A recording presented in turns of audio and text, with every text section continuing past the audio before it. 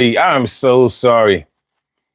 Um, um, yeah, I know sometimes I can be a little late. I can be a little tardy. But look, man, I was knocked out. Or, sometimes you need a nap, and then other times you may think that you was all right. Like, yeah, I'm cool. That's a dangerous game to play with alcohol. You ever know somebody that doesn't know that they're drunk when they drunk? I'm not even talking about driving and all of that. They just, I had a friend who used to describe himself as being buzzed. Oh no, I just had a buzz. Like, really? Man, he lucky camera phones didn't exist back in those days. But nonetheless, what's going on, y'all, man? How y'all feeling? Urban Therapy with Sunset 752. And this is the Daily Go Getimism show. You think it ain't when it is? You think it won't when it is? We are here and we are in motion. We do this thing. Taking all fast lane, no coasting. And make sure that we good. Yeah. And everything is going to be all right. We talk about people who love each other don't share tonight. People who don't love each other don't share. Well, I guess it depends on what you consider sharing to be. Because, listen, you cannot tell two people how to be together. All you can say is what you would do and what you would not do.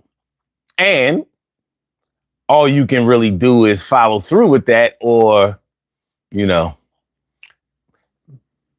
talk it without ever walking it. Walk the walk, talk the talk. Do you walk the talk? So there are a lot of different ways for couples to be together. And you could say that what you eat don't make me shit. Or you could say that, listen, I wasn't raised that way. I wasn't taught to believe that that's all right. And ain't no way that I would be with somebody who was with somebody else. I mean, I think it's fair. I think it's fair for you to say that or not. But people are going to live their lives the way that they live them. The problem might come or the conflict might really arise when somebody close to you is being taken advantage from your viewpoint. Like, let's say your daughter or your son gets caught up in a polyamorous relationship. And you're like, man, me and your mom or me and your dad was married. That's what people do. Or that's what they're supposed to do. They meet each other, they date each other, they fall in love, then they get married and have children. Nowadays, you kids meet each other, date somebody else, still date each other, approve dating somebody else, date each other, have kids, date each other. Yeah. Hey, yeah, like I said, it's easy for me to say what's right and what's wrong, but a lot of our morality comes from religion. And I don't think there's anything wrong with that. I don't think that there's anything wrong with your system of morality coming from your spiritual upbringing.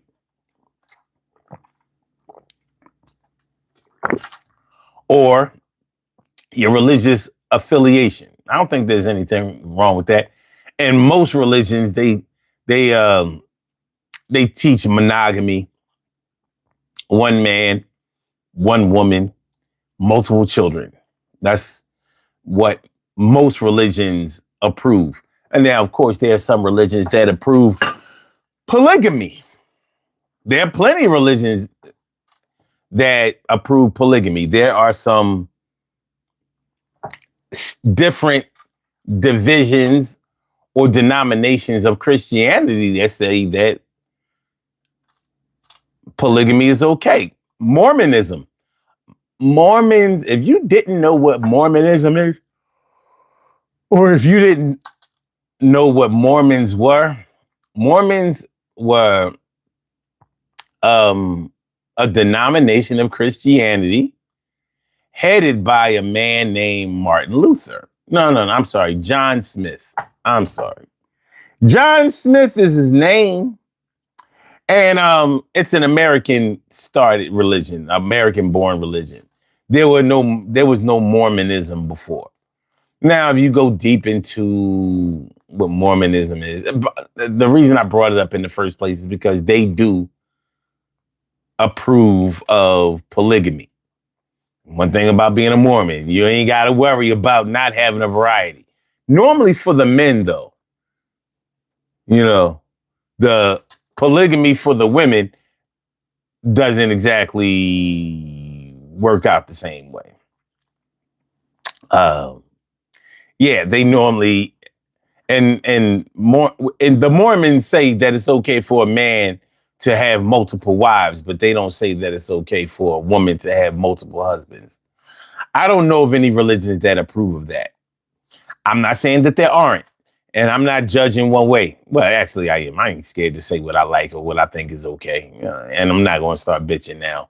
But yeah, but the Mormons say that, yeah, a man can have multiple wives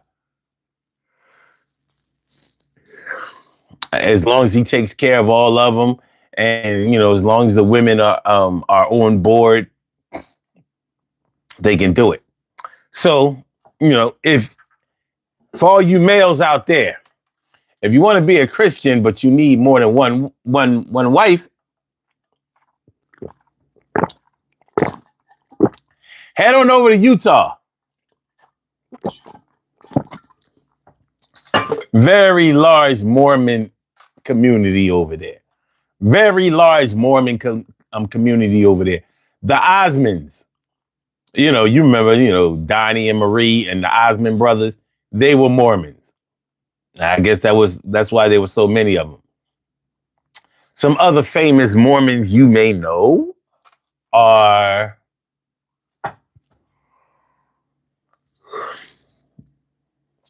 the head coach for the Kansas City Chiefs, Big Red, Andy Reid, Mormon. Ironically, from the Utah area. Shock. Yeah. Now, I don't know of any of the people that I've named to have been polygamous. But let's take a little walk on the wild side, and let's see what we can discover. You and I, shall we? Shall we? The name of the show is People Who Love Each Other Don't Share. But maybe I'm wrong. Señorita Ramirez, Señorita Ramirez, Señorita Ramirez, Señorita Ramirez. ¿Cómo está, Señorita Ramirez? Always a pleasure to see you, ma.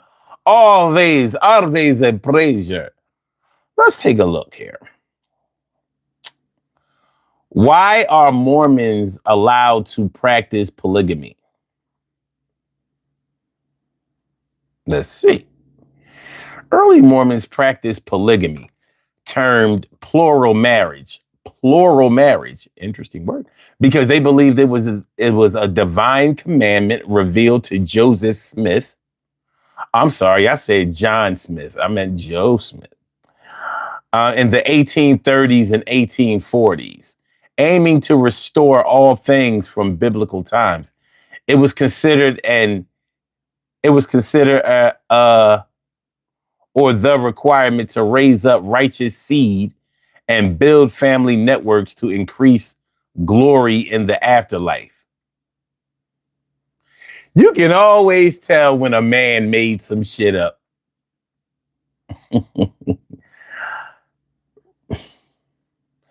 Requirements to raise up righteous seed and build family networks to increase glory in the afterlife. So you had to have a bunch of kids with multiple women in this life to make when you die better or heaven better. Niggas be coming up with some shit. Leave it to the white man to come up with some crazy shit like that. Okay, key reasons for historical polygamy. Divine commandment.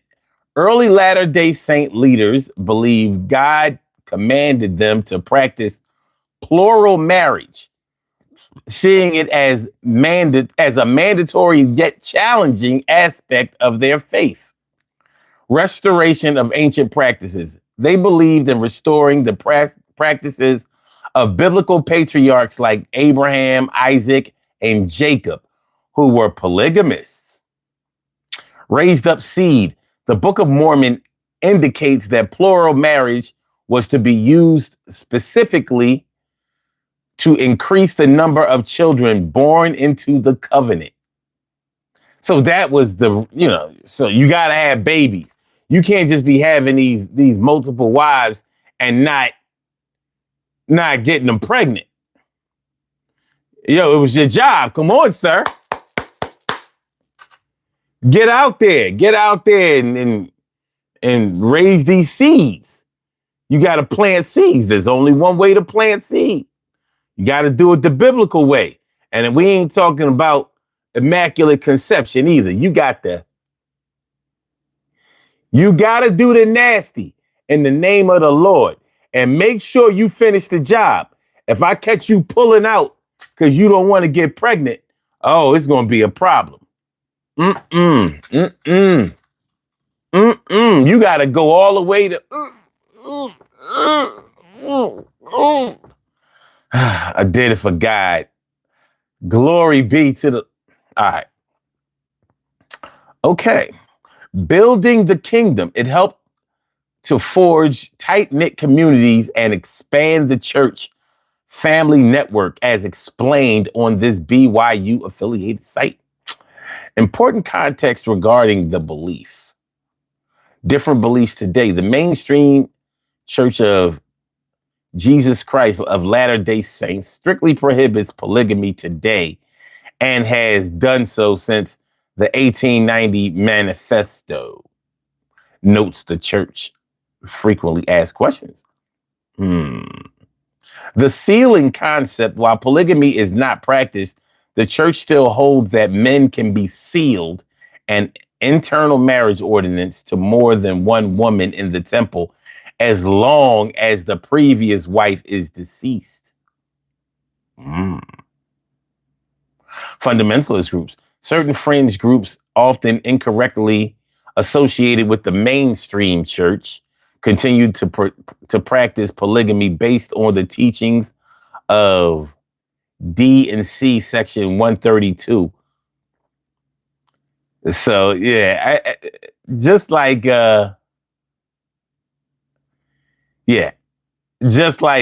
most things that are biblical, there's some disagreements about how it should be carried out. So some say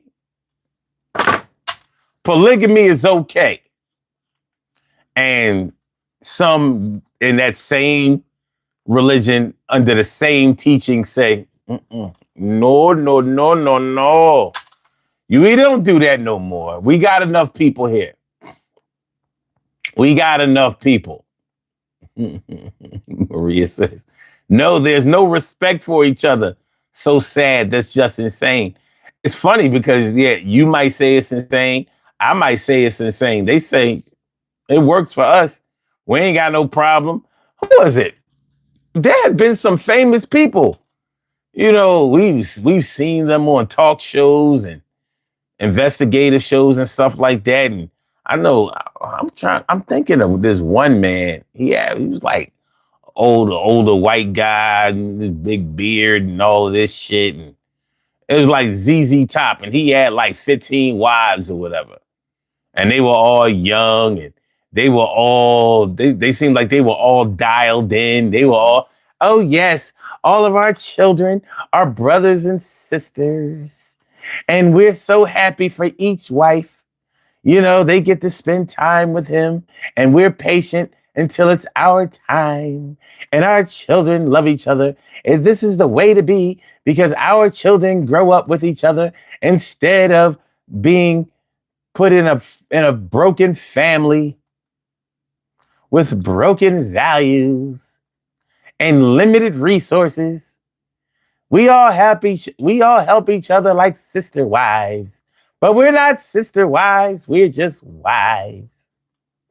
Hey, hey, what you eat don't make me shit. And I think that people make fun of it, but it ain't up to me because I can live your life. And if you ask me my opinion, it's tripe. Yo, but you do what you do. And if it's working, all I can say is, yo, you like a jerk when I think that you should be with somebody on your own, but that's the way I was brought. So it's still sewn up just like you stitched it. And I say that, yo, you got the, okay, anyway.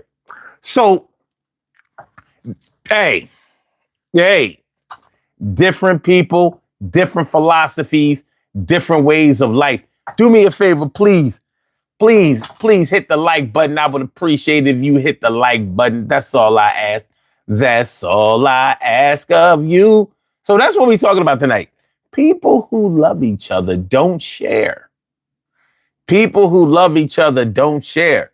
Now, most people would agree that if you really have strong feelings for somebody, that you would never allow them to date someone else or date outside of your relationship or be taken advantage of because somebody else is dating you or seeing you or married to somebody else and married to somebody else while they're seeing you or seeing you while they're married to somebody else. But when it comes to seeing somebody when they're married, that's a serious thing to most people. Most people ain't going for that. You know what I mean? You're like, listen, most women, I don't care how ratchet they may be. I don't care how slimy they may be. I don't care how loose some of them may be. And I'm not trying to say that all women give up the box and just, throw their box around as if they were Amazon drivers and didn't feel like waiting for you to come to the door. But most women, even women who don't care if a man has another woman, they feel differently when it comes to a man who has a wife because it's a territorial thing and it's a respectful thing. So, most women look at that situation like I wouldn't ever want to deal with a married man because I would never want to be married to a man who would disrespect me and my family, me and my children, me and my home, me and my institution, and be running around there with somebody who is unmarried and shit like she next up. And most women, I know most of the women that I've talked to about this subject, yeah, they ain't with all of that. Now it's different from men because I've known men who said, well, yeah, I mess around with a married woman. Shoot, what do it mean to me? And it's like when you hear women explain why they wouldn't mess around with a married man, or why some of them did. What I've heard is they have more feelings and more future plans and associated with it. Like they really want to be with that man who's married. They're hoping that he's not really directly involved in his marriage because some men lie and say that they're not married. Oh, no. They'll say that they're married, but they're not really married. Like they're trying to break away or they're separated or, they're going to leave their wives soon. Some men, a lot of men don't keep it a buck when it comes to the inner workings of their marital status. So because a lot of men don't think that women will date them or mess around with them or take them seriously if they tell them that they're married. And unfortunately, many men are wrong for that. or should I say wrong about that. There are lots of women who will mess around with a married man. And the reason that they will is because they look at it like, at least if he's married, the likelihood that he's out there messing around is low. So he might have me, he has a wife and he has me, and that's all he needs. Oh, baby. You couldn't be more wrong. Wronger than two left shoes, you know? What up, Erica Berkshire? What's good? Wronger than two left shoes. Not the one, but the two. Yeah, many men will they might have a wife and three girlfriends, four girlfriends, or they're just wild, you know what I'm saying? So they might have girlfriends on the side, a wife at home, and they still going to the clubs and acting like they don't have nobody, and they just really playing a bunch of single person games. Hey, man, it is what it is. Y'all know how I am. I'm not going to try to sugarcoat the situation. What we're talking about tonight is people who love each other don't share. Now, we might find that that's not actually true, or we might find out that it's true, but not all the way true, or it's only conditionally true, or situationally true, whatever. The question you really have to concern yourself is, am I consistent in what I do and the way that I feel? Am I out here faking the funk and giving off a totally different kind of energy, or am I keeping it a buck? Am I really out here keeping it 100? A whole 100. So that's how it's going down here on the Daily Go Getimism show, y'all. That's how it's going down.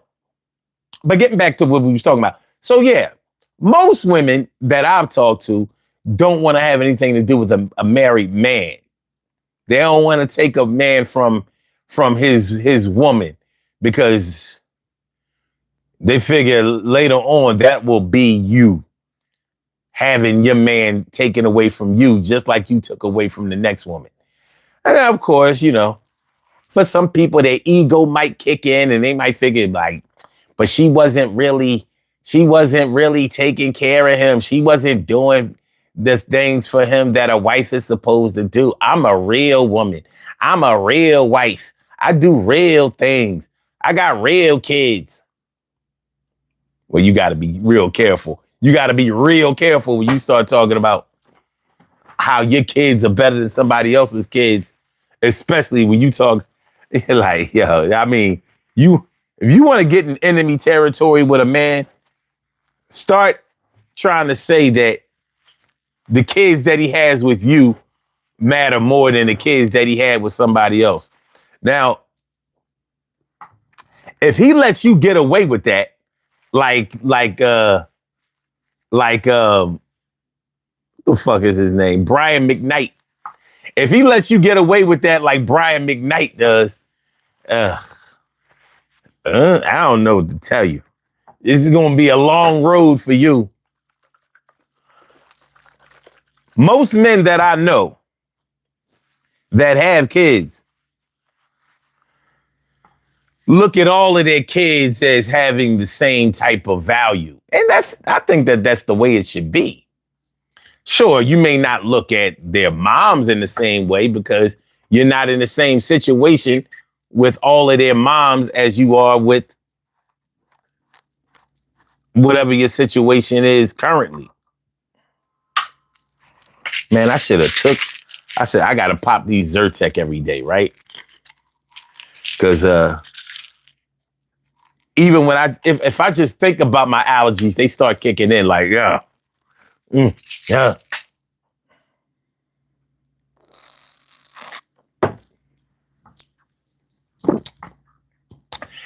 All I got to do is think about my allergies. My allergies be like, I got you.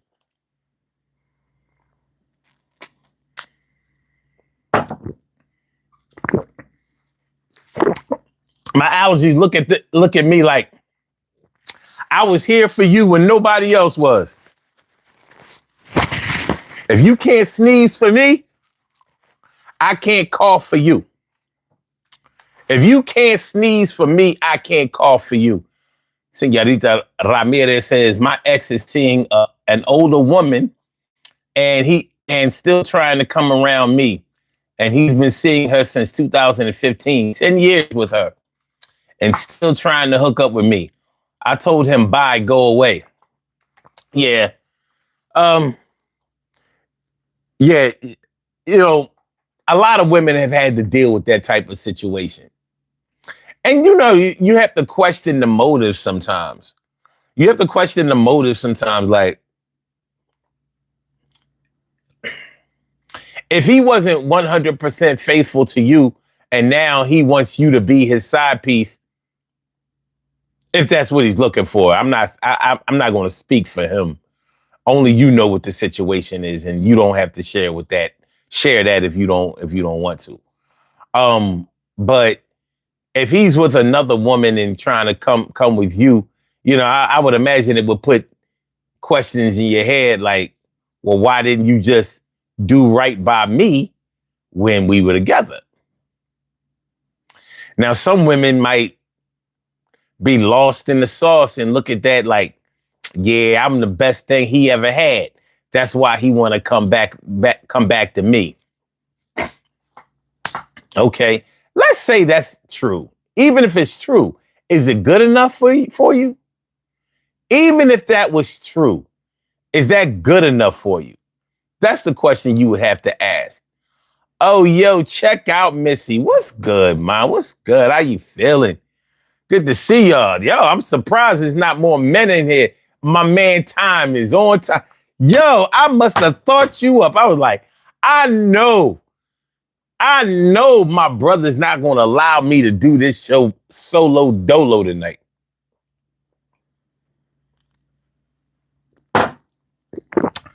And then my brother said, the bang bang boogie said, up jump the boogie, do it from the boogie to the boogie to beat.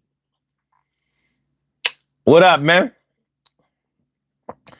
Señorita Ramirez says, I would never be a side chick. I have self-respect for myself. I understand. And check out Missy says, still single is a Pringle.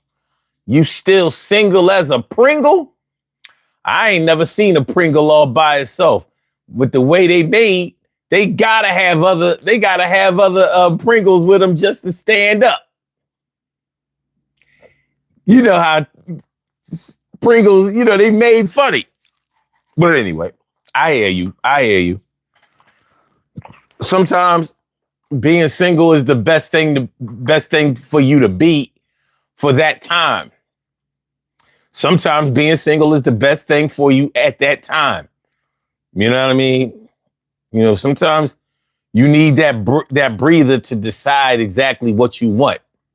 But what we're talking about tonight is people who love each other don't share. People who love each other don't share. And sometimes people find themselves in situations where they're sharing and they don't even know. Like, for example, Señorita Ramirez, I'm sure that your ex's new wife, or I don't know if he's married to the woman, but the woman that he's with, I'm sure that she probably doesn't know. I mean, how am I going to say that? I'm sure that she probably doesn't know. I'm going to have to stand on it. I'm sure she doesn't know that he's coming back to you. Like, now, unless she has something going on to whereas she expects that from him, because it don't take a woman that long to learn how a man is and who a man is. You know. Now, whether you choose to come, go, stay, lay, or pray, that's going to be different for each man. Or should I say that's going to be different for each woman. But when I say that, you know, most men, it's a foregone conclusion that most men are not down to share a woman. And for most men, yeah, that's true. But for all men, it's not true. It's not true for all men. There are some men who allow a little unconventionality. They don't mind a little Yo, you got people out here who are swingers. You got polyamorous relationships. You got polygamous relationships. You got swingers out here.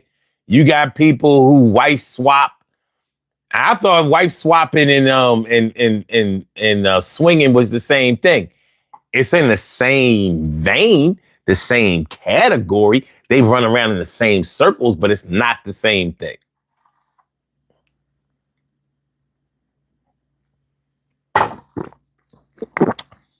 One of the things that differentiates wife swapping from swinging is that you don't have to be, check this out. You don't have to be married and or have a partner to be a swinger. You could, I guess you were like an outside swinger. You just come in and find somebody you can fuck. Yeah, solo swinging. Solo swinging. How did I find out about that? Yeah, I know people and they talk. Yeah, this shit is real. It's very, very real.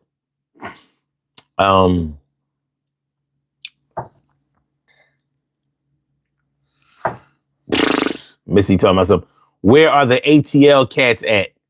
Dating is hard out here. And ATL?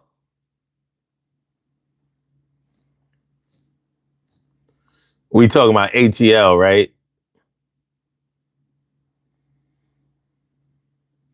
If I were you, I would look in other parts of Georgia.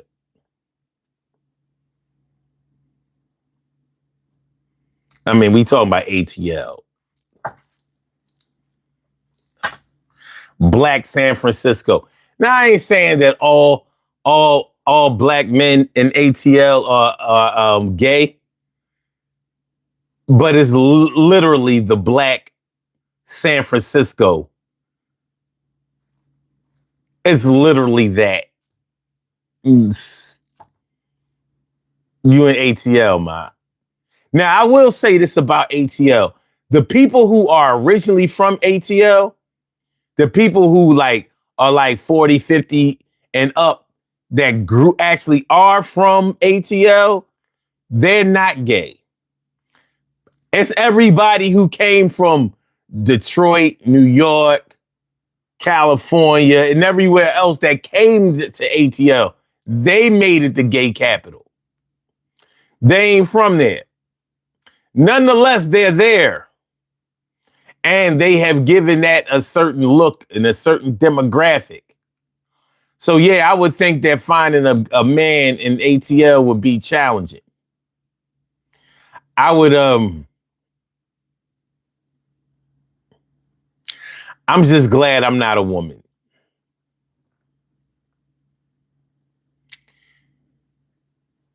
All right. I'm going to leave it there. That's, oof.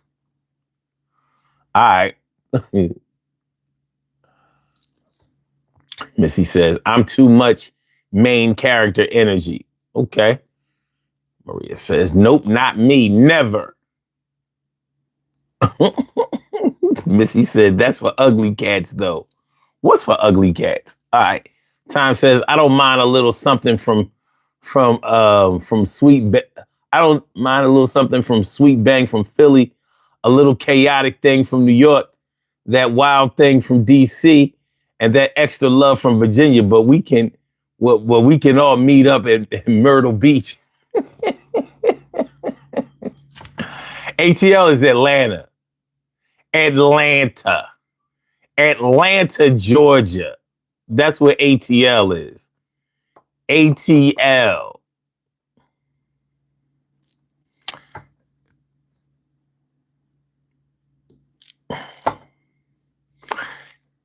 Yeah. That's all you need to know. All right. Tom says, I'm leaving the ATL alone. The women in Atlanta are pretty cool in Savannah. Maria said, I'm still looking for true love. And I would say never give up on that because it does exist. Tom says, when you want to talk Southern love, you gotta go to New Orleans, baby. Alabama. Interesting. What's Fila? What's Fila? A sneaker company? I don't know. Forever, I love Atlanta. Hey, I've heard very good things about Atlanta. I'm not moving down there. But don't get me wrong. I'm prejudiced against the South. There ain't too many places in the South that I would move. I'm good. My ancestors left there for a reason, and I ain't going back. But hey, opportunity. You go where your opportunities call you. What we got? Calling with the last numbers, WIMZ. Welcome to the Daily Go-Getterism Show. What's good? How you feeling tonight? What the hell? Hold on, Kimberly. Hold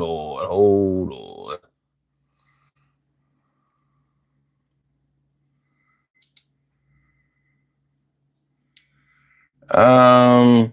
Okay, wait.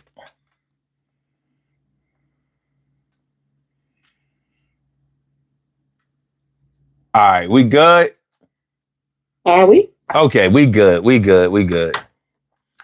The Bluetooth be trying to connect to the to my headphones.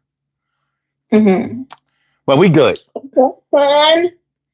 What's up, chat? Hey, family. Hey, others. The others. Mm-hmm. Where would we be without the others? You know what? I just want to say this. I think there's somebody in the chat who has an issue with me. And I think it's because he thinks when I say others, I'm talking about him. And I'm absolutely not. This chat or previous chats? Your chat. Not this one. Well, I don't know who's on here tonight. Yeah. That's what I was asking. I was like, tonight? Yeah, I don't know who's on here tonight, but I just noticed something the past few times I've been on, and I'm like, why is he doing that? And I said, I wonder if he thinks when I'm saying others, he thinks I mean him. Nah, you have to consider that some people who don't come every night and some people who have been blocked come back under different profiles. And you can kind of tell because they come through with that whack ass energy. You know what I'm saying? So I wouldn't pay that a whole lot of mind. Because sometimes by the things that some people have said, because it's always you that they try to come at. You know what I mean? It's never Troy, and it's never. Huh? I know. Yeah. So I consider that to probably be somebody trolling from a different profile. They got blocked on one profile, and so they coming back with that same energy. It's like, you know what I mean? You got kicked out the club. You went home, changed clothes like they ain't know it was you. Like, nah, I wasn't here earlier. Yeah. So yeah. What's the problem with me? What is the issue with me? Listen, some people don't like the way Sally walked. Some people don't like the way Kim's laugh. We love it, but you know what I mean? I noticed they always attack that. It wasn't even that funny. Your laugh make other people laugh. Like, yo, fuck that. I'm laughing at her laugh. That shit is hilarious. You know what I'm saying? If I ever start doing comedy again, I'm putting you in the crowd like, yo, we about to blow up. They gonna follow this shit. Yeah. Silly. So, what is the topic? Like, I saw the title and I came in a little bit and I lost because they don't know what we're really talking about. Okay. So the title of the show is People Who Love Each Other Don't Share. So we talking about different types of relationships, marriages or whatever, unconventional and conventional. And it's my position that, you know, people who really care about each other don't want to see the person that they with somebody else. But that's my position. Now, for the next man or the next woman who have probably been through something different, You know what I mean? Or found themselves in something different. Like if you look at the poll question, I don't know if you saw the poll question. The poll question deals with dealing with somebody that has is going with somebody like a man or a woman, or being married. Have they ever messed around with somebody who was in a relationship with somebody else, or somebody else who was married? Now, a lot of people have been through that in their lives. Some people have been through it involuntarily. Like maybe they said that they're single or said that they wasn't married, and you found out later on that they were. You know what I mean? So what really makes the difference is whether you stayed in that situation or whether you left it. Some people stayed in the situation because they might have already got caught up, or, you know what I mean? They may have figured that, well, I'm in it now. Plus, I really want to be with this person, and I'm hoping that things will change. And when you're younger, you think that things will change in your favor.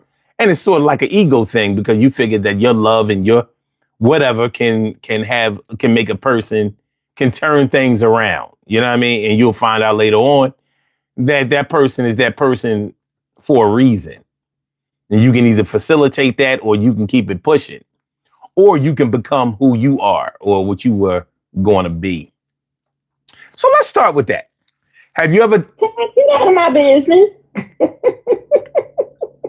It's all about business. Get out of my business. All right, go ahead.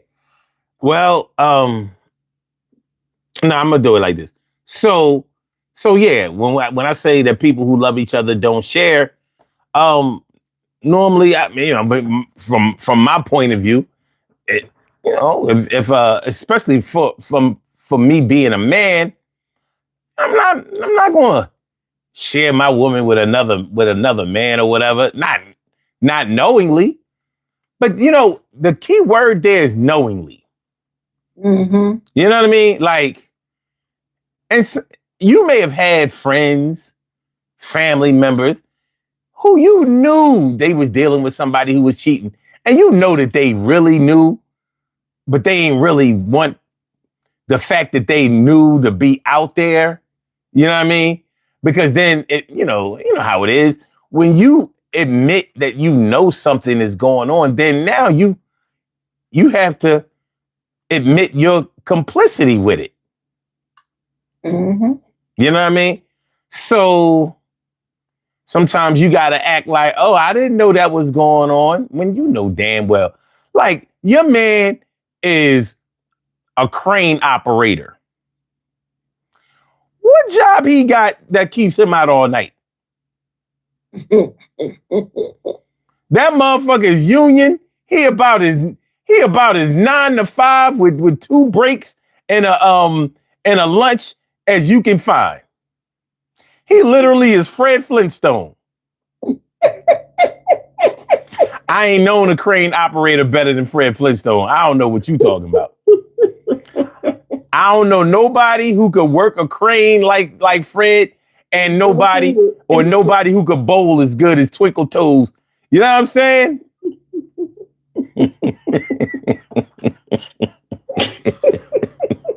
I can see them toes in that car. Them going up to that bowling. You ain't saw that ball, you silly. Yo, Fred Twinkle Toes Flintstone, boy. Bowling strikes every fucking head, boy. He bowl his ass up. But yeah.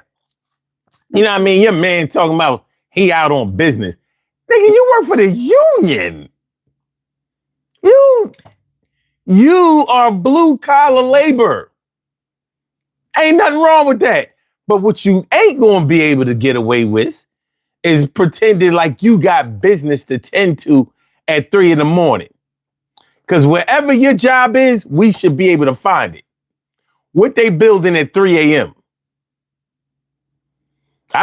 Your wife should be able to come and bring you some dinner. You doing OT? All right. We showing up at 1. You know what I'm saying? So anyway, yeah, that shit like that. Well, so I believe in me, my mind. Kim's things. Me, my mind.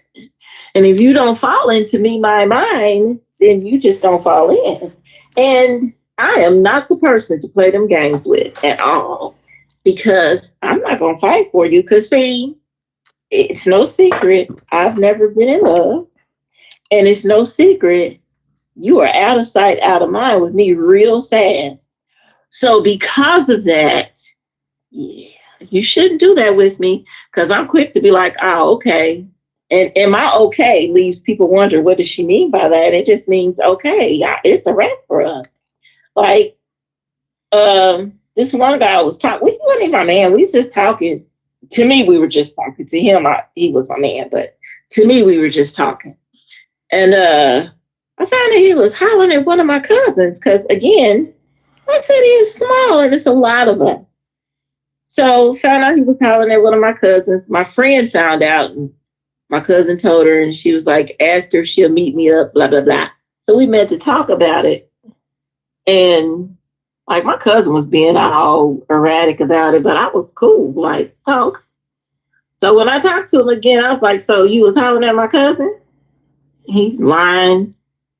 And I said her name, eyes got big. Wait a minute. I said, I told you, this is a small place. You came to my home, and it's a lot of us. And I was like, it's what it is. And I left it like that. And he lost his shit for a minute. He just didn't know what I meant by that. He thought it meant I'm going to go do whatever. And I'm like, we're done. So I'm going to do whatever. And we were never a couple. So I've always had the rights to do whatever. But I'm not that kind of girl. So I didn't. But now that I know where we are, I'm good. Mm-hmm.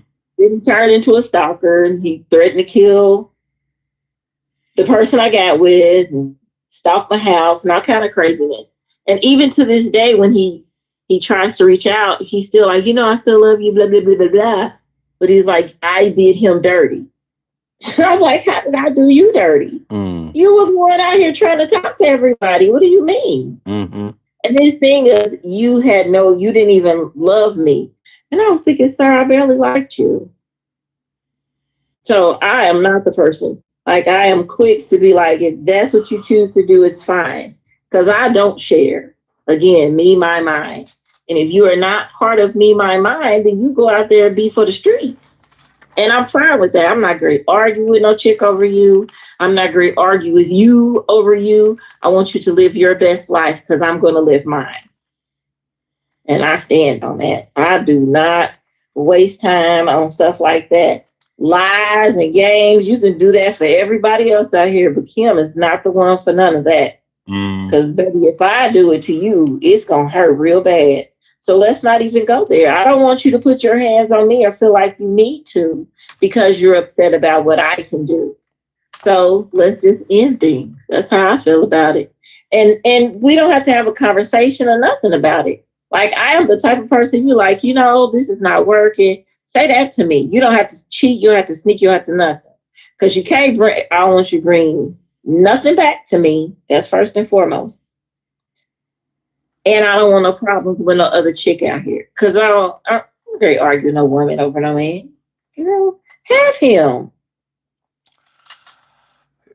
Well, in a situation like that, it's pretty cut and dry. Because, you put exactly what you want out there on the table.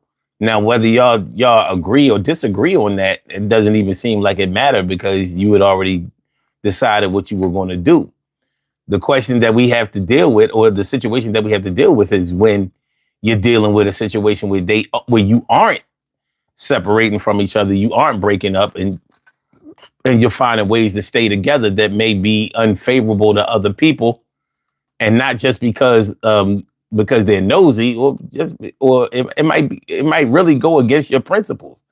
Sometimes people fall into situations that they didn't mean to get into, but now they into it. You know what I mean? Like, you're just not going to tell me that couples that get into wife swapping or swinging and whatever, it's hard for me to believe that they started off being that way.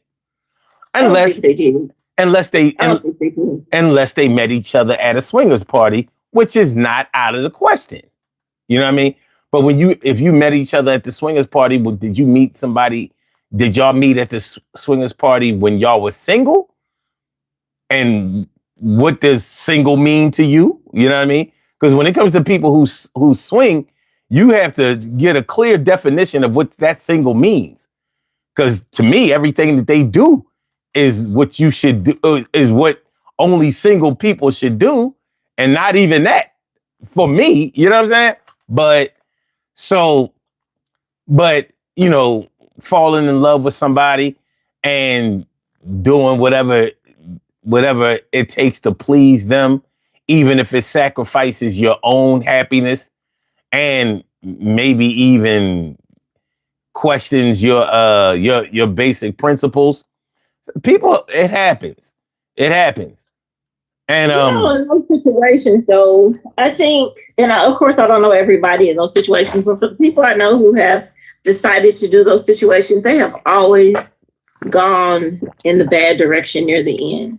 Like they always start off good, because I know a couple who was like that. And I guess before they got married, they had a discussion and they decided that's what they were going to do in their marriage. And so they went through the marriage and had an open relationship or open marriage, whatever the polyamorous, whatever you call it, that they were doing. But in the end, it destroyed them. Mm-hmm. Like, not only did the marriage, the families were torn apart, their children were devastated, they became enemies. And it's like, why did you guys even do that? Why did you even do that stupid stuff? And in my personal opinion, I think there's a certain celebrity group that everybody talks about. I think that was part of their problem, because they had that kind of marriage where they brought other people into their bedroom. Like, it sounds good and it sounds fun and all that kind of stuff to some people. It don't sound like that to me. But to some people, it sounds good, it sounds fun, and oh, we're going to stay together and all this kind of stuff. But I think when it really gets into it and feelings get involved, that's where the change comes in. Because it's all fun and games when we're in the bedroom together, but when one of those two of the people of the 3 or 4, however many it is, but if 2 of them decide we're going to go out to lunch together, we want to go to the movies together, now they're enjoying each other's company, that's when it changes things. And people tend to forget about that. It's human nature when you spend a lot of time with somebody, and when you open yourself and take somebody else in and blend with somebody else on a sexual or intimate level, that eventually feelings get involved. That's why we have to be mindful of that. Of course, in our 20s and 30s, we were kind of stupid and didn't think about it. But when you're 40 and 50, you should understand that there's some responsibility that comes with being involved with somebody on an intimate level or a sexual level or both. And eventually, when you do it so much that it becomes more than you anticipate, now the bedroom is off the table. Now it's other stuff. And I think that's why those relationships, at least the ones I know, have come to an end, and in such a devastating way, because they forgot that part. They thought we just gonna be fucking each other and everybody gonna have a good time and it's dick pussy. And then they realized, wait a minute, y'all like each other. Y'all laying on the bed together, chilling and laughing and giggling and stuff. And now what? So now somebody's feelings are hurt. Now somebody feels left out. And all the rules that were on the table have been wiped away. Funny, you should say that and bring up that situation. My next door neighbor, may she rest in peace. She was messing around with this dude, married the boy. They started swinging. Mm. Now the thing about it is, and I'm going to ask you, I want to have a little discussion with that about you, about some of the things that I know that she went through. And when I think about it, it generates a question for me. And so remind me, if I get too far into this story and we start going another way, remind me to dial back to this original question, if you can remember. Okay. All right. So my next door neighbor that I grew up with as kids, she was a couple of years older than me. But yeah, she married this boy, and they got married. They started swinging. He starts swinging with the chick without her. So, you know, first they was doing the thing, swinging together, and he started swinging with the chick, gets the girl pregnant. Mm. My next door neighbor never had kids. Mm. She died at 37 years old. Never had no kids. So you know how she had to feel if he got the chick that we introduced into our bedroom, he has a baby by her. I don't even have no baby. You know what I mean? And I could imagine, even though this might sound ridiculous to some people, I'm thinking from her standpoint, like, maybe if I would have gave him a baby, I don't know if she could have children. You know what I'm saying? But you know, like I said, you know, when they was together, whatever, she was like in her probably her late 30s, late 20s, early 30s or whatever. They wasn't married for no long time. And if she was truly in love with that man, I mean, after all, she loved him enough to marry him. And you know, she wasn't no ugly girl, and she wasn't nobody. She was unconventional all the way. You know what I mean? In a lot of different ways. You know, but she was a good person, and I would imagine that her heart was probably broken over that shit. You know what I'm saying? And of course, but everybody else looking at her like, well, what the fuck did you expect? You bring another woman into your bedroom, that man gonna catch feelings just like another woman would catch feelings for the man. And he going raw with you, he going raw with her. What you think is gonna happen? You know what I mean? She part of the crew. But what I wanted to ask you is, do you think that people who have been sexually abused when they were younger, do you think that they may be more open to unconventional styles of relationships and marriages, like swinging, like wife swapping, like polyamory, like polygamy? So, and y'all can answer that in the chat too. But yeah, what are your thoughts about that, Kim? So according to professionals, yes. Mm-hmm. According to professionals, yes. But again, I don't speak in absolute. So I can't say yes as a whole. I do believe there are some who, if they didn't have the right support or the right people around them who they could go to, even as an adult or teen, and say, this happened to me, and they had that kind of support or that kind of circle, I believe yes. And I believe those people who didn't have that, yes, it's a possibility. But I don't think it's the same for everybody. But experts would say yes, but I don't think it's the same for everybody. I know it's not the same for everybody. I'm not going to say I don't think. I know it's not the same for everybody. But I do think it happens. I do think it's a possibility, especially if somebody who's been abused for a period of time with nothing, and they just took it and it just happened and they had nowhere to go with it. And they may believe, you know, this is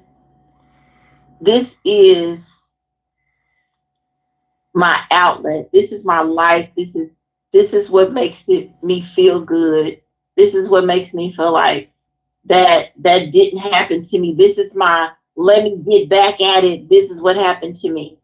But I don't think it's like that. I know it's not like that for everybody. I'm not going to say I think. I know it's not like that for everybody in that situation.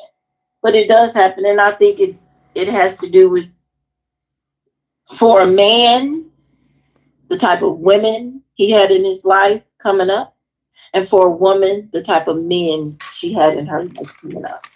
So that's between mothers, fathers, aunts, uncles, grandparents, because it does take a village. Like, that's not just a cliche, it's a fact. It takes a village. It takes different people to fill in different roles in the upbringing and production of a child's life until adulthood. So I do believe without those things in place, that those people need something to cling to, and sexuality becomes a thing that they cling to, and it spills over into their adulthood. Two reasons why: one, because they're stuck in that moment, and two, because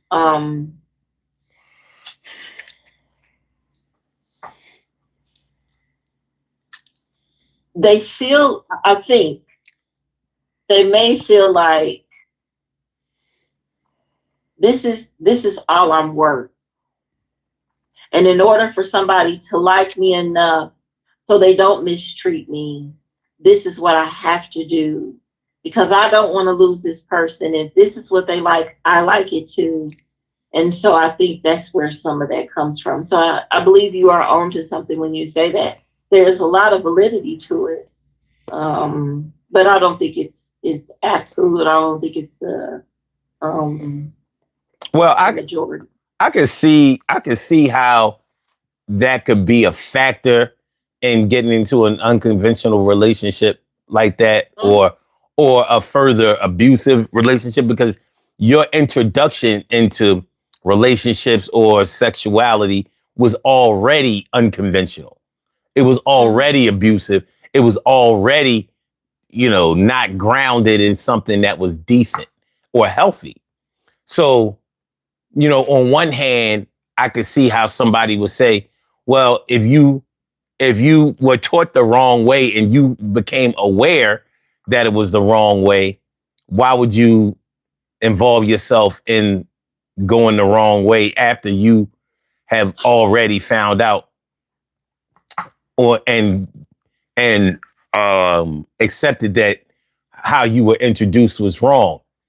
At, but then again, when we talking about the human mind, that would be like, we all know that drugs are addictive and that they can be unhealthy for us. Does it stop us from trying it? We know that a whole lot of things that we do can be detrimental to us. Does it stop us from experimenting or thinking that it's not going to do the same thing to us that it did to other people? So so so the other part of it is, if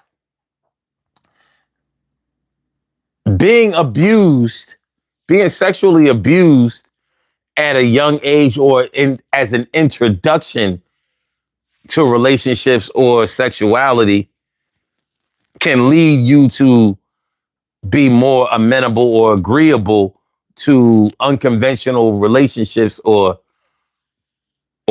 polygamous types of relationships. That's not to say that if you were raised in a healthy type of nuclear family that you won't be interested in something like that by the right person. Oh, for sure. Because just like we can say that our innocence was taken by somebody, and that explains why it was harder for us to get on the right road, we would probably be able to say the same thing. Like, I grew up in a two-parent family that was from love, so I didn't understand the predatory nature of somebody getting me into this crazy shit, and that's how I got caught up. There are a lot of ways to end up in a place where you never thought you would be, or where you don't think that you should be.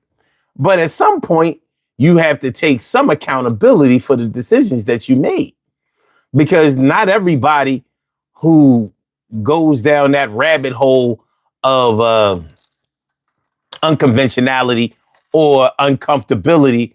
Not all of them have been beaten or coerced or manipulated into that situation. Some people were complicit. Like, I'll try it out. Yeah, my mom and my dad were their own. They belonged to each other, but that don't mean they wasn't freaks.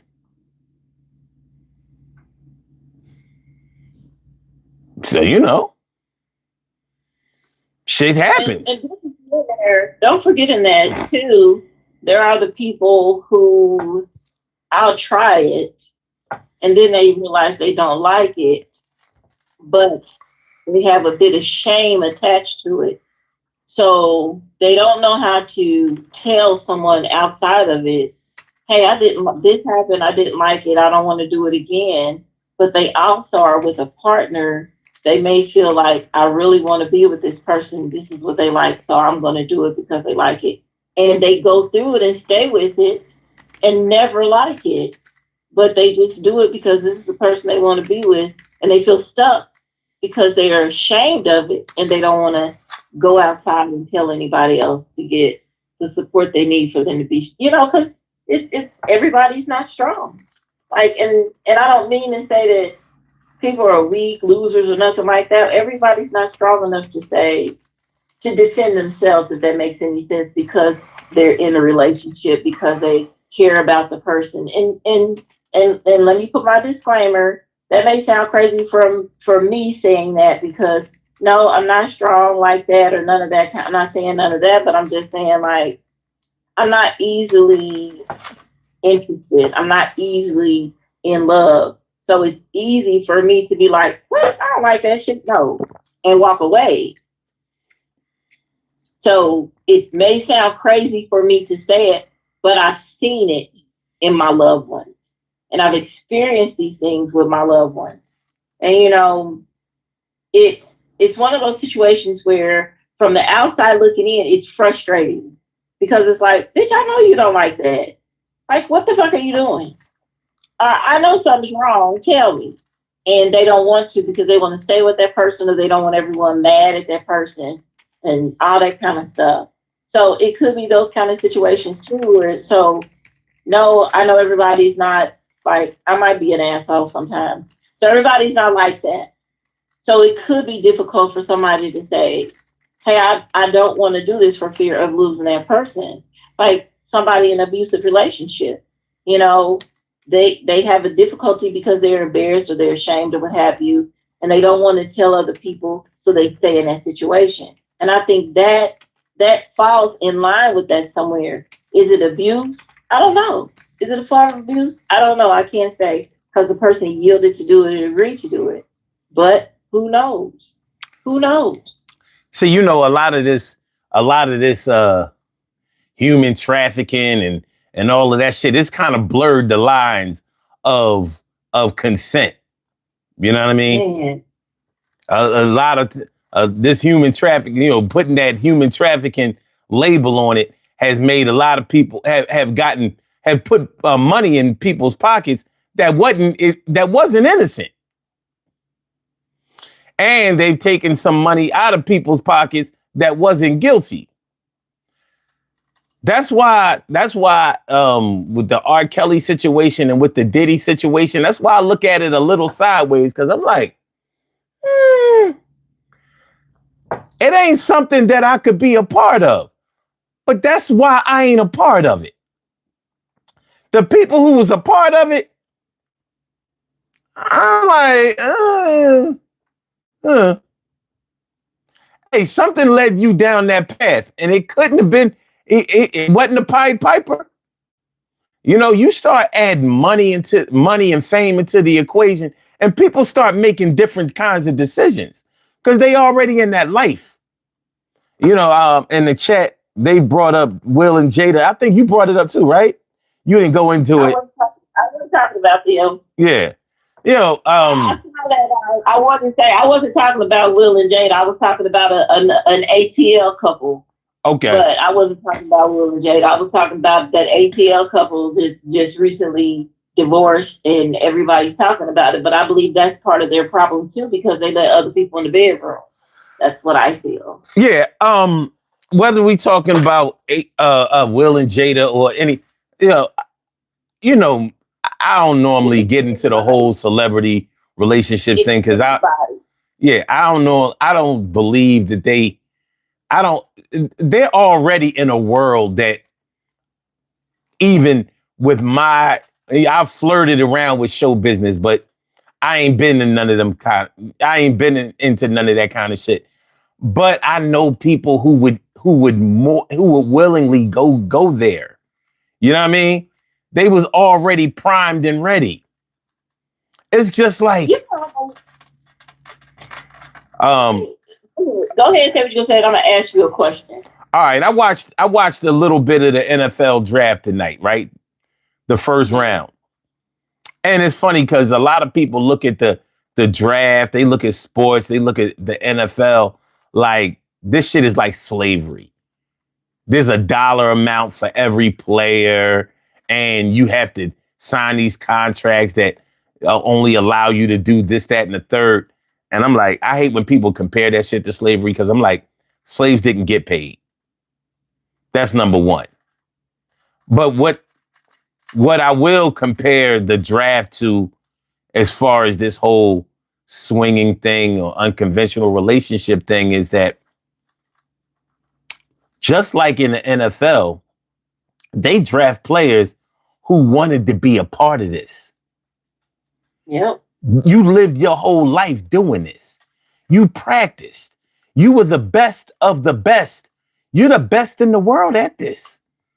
Like, can't no other team in the world beat these players. They are the cream of the crop. When it comes to this swinging thing, they know who gonna be with it and who ain't. So we sit back and be like, yo, that's a shame. You know, they just regular people like me and you, but they're not. They're regular people, but they not like me and you because me and you didn't make the decision to be with them. We didn't make the decision to go there. But when I was doing comedy, I saw who would be with all that. They couldn't wait. Now, they didn't make it, but they was with all that. You understand what I mean? They would sell your soul ready. They figured that's the way it's supposed to be. So it makes me, I guess, from that perspective, it gives me a little prejudice from people, and maybe people don't feel like I'm giving others the benefit of the doubt. But listen, man, you ever read the book Pimp by Iceberg Slim? I have, yes. Very well written book about pimping, wasn't it? Like, yo, this is a really too much. That's how well it was written. It was a good read. Like, I couldn't put it down. I read that shit in an hour or so. You know what I mean? Like, yo, this is. It made you feel like, what the hell? Because he explained the philosophy of it. It wasn't like those Donald Goins books where it was just, he's just explaining the act. You know what I mean? He explained the philosophy of it, the psychology of it. And he didn't make no mistakes. He knew which girls to pick. He didn't make no mistakes. So if you here, you were supposed to be here. You made the decision to be here. I didn't fucking, go outside with a fucking lasso and reel you in and buck break you. You know what I mean? I turned you out, but you was ready for the turnout. You was here for that.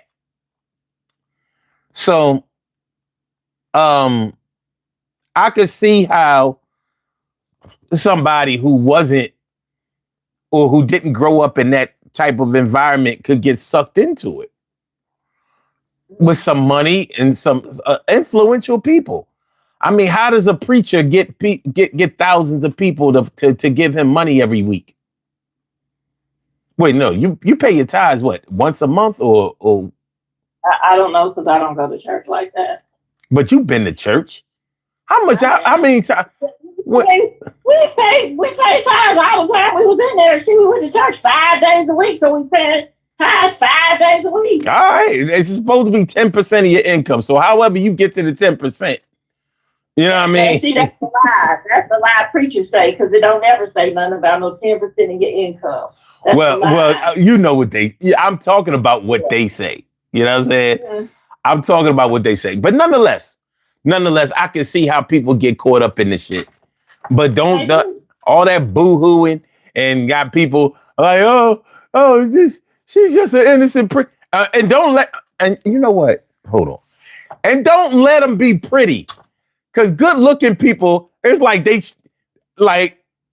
it's somebody always willing to take unfair advantage of some pretty girl. Pretty girls are diabolical too. Ask any broken-hearted nigga that messed with them. Like, she ain't no Saint Cassie. Fuck out of here. She's no good. But anyway, yeah, I wanted to get your take on that. And I didn't even read the chat to see if, how anybody else felt about it. But yeah,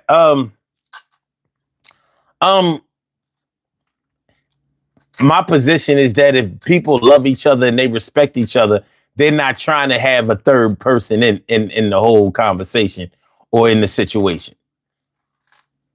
I agree with you 100% to that, because I remember when I gotta say his name. When Quentin and I became a couple, like we had been friends and with benefits for about a decade, and then eventually we became a couple. And I remember, we were so, before we became official, we were so used to just getting together on that friendship basis, and there were no strings attached, so we just lived our lives. And when we this probably was the start of us getting into a relationship, because I was like, oh, okay. He still talked to other women, and I still talk to other men, but like I wasn't having sex with anybody else. But I still have my friends or guys I talk to, I would go out on a date with and something like that. And I remember one day he was like, what'd you do tonight? I didn't hear from you. And I was like, I went out on a date. And he got real quiet. And I'm like, hello. And then he's like, why did you go on a date? Because I'm grown. I'm going to the smart aleck stuff. And he's like, but Kim, I know you're grown, but I thought we were doing something. And I'm like, what's the big deal? You don't have a problem with you going out and I'm going out. But everything he said after that let me know, like, oh, he's ready to be serious. Let me open the door for him to say the things to let me know he's ready to be serious. Because he made it clear, I don't want you being a possibility for somebody else. I don't want someone else thinking that he has an opportunity with you because I want you to be with me. And anytime after that, he made it clear on a regular basis, like, no, I don't know nobody else, nothing with you. But I knew he was the type who messed with women who did anything with everybody else. And one day I asked him, I was like, now you done been with women who mess with other men and you didn't have a problem. What's the deal? Why you try to be hard on me? And he's like, man, because I love you. Like, I'm not trying to share you with nobody else. But okay. So I agree with you when you say that. Like I believe that. Even though I hear people who are in these kind of free relationships, like, I love her, but we want to do something different. This makes our relationship better and all this kind of stuff. I don't believe it, but maybe it's true. I don't know. But the men I know have been hell bent on, listen, I don't even want you to be friends with no other dude. But I'm gonna be cool with it. But talking to him on some other stuff, no. Dating, going out, no. So I agree with that. And maybe it's because I grew up with men who, hey, this is my woman, that's it. Like, it ain't all the dudes coming in this house doing nothing. If y'all need something, you come talk to me. This is my house. If you need anything, you come talk to me. If I gotta bust my ass and rob a bank to get whatever you need, I'm gonna do that. But you don't ask no other man for nothing. So I agree with you. I believe, and the same for women. I believe if you love your partner, then you don't want them to be doing nothing with nobody else. And it's not, this new world will have you believe it's about being insecure. And it has absolutely nothing to do with being insecure. I think it's a level of maturity. Like I know people who feel like you shouldn't ask for what you want. You should have an expectation when you're in a relationship. Or people who say, well, if somebody's married or dating a celebrity or artist or whatever, then they should expect to be cheated on. They should expect to share this person with someone. And I think that's bullshit. That mentality has to stop. And for the people who say, like they say, I have too many demands or I'm too specific and I'm never going to get what I want because I'm not open enough to accept that things happen, that men cheat, and I shouldn't be so demanding. And I'm like, if you love you, you should be able to ask for what you want. That's male or female. You should be able to ask and demand what you want. You should be able to put it on the table and say, this is not acceptable. And a lot of people, they don't have that conversation in the beginning. That's first and foremost. And then even in it, I don't think they think of themselves enough that they should fairly ask for this thing or demand this kind of thing. And they get caught up in these kind of relationships. Because listen, if you love me and I get out here and cheat, you better be mad as hell. Because if you're not, I'm going to understand that you did. I'm going to understand you didn't care about me. Now, I'm not saying you got to stay with me because that would make me trash for doing it. But at least I need to know you feel a way about it. And if you don't feel a way about it, you didn't love me. That's how I feel about it. And that's how I am. If you do something like that to me and I'm okay with it, like I'm just like, shit, bye. And I ain't making no big deal. I probably didn't love you, dude. I probably just liked you enough for us to be hanging out and kicking it. But I didn't love you because if I love you, I'm probably going to act the clown. And then I'm going to break up with you after I act the clown.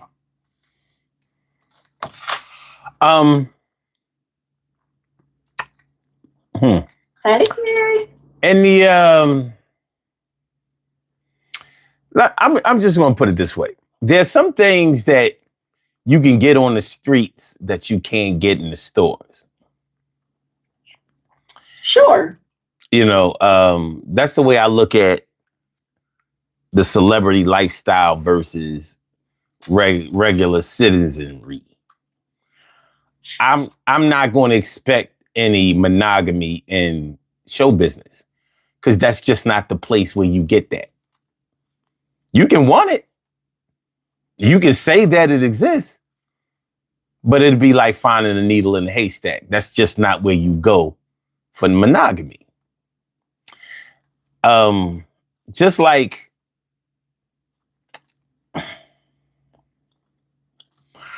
okay. I can go to the Louis Vuitton shop and get a bag, right? Sure. Cost me what, about $5,000? Depending on what kind of bag I get, right? I can get one for what, like maybe $2,500? Mm-hmm. Okay. I can also, I said little wallet pocket wallet. Yeah. Go ahead. Oh, damn it!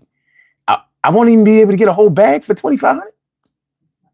I mean, some little tiny clutch. Okay. Go ahead. Shit is worse than I thought.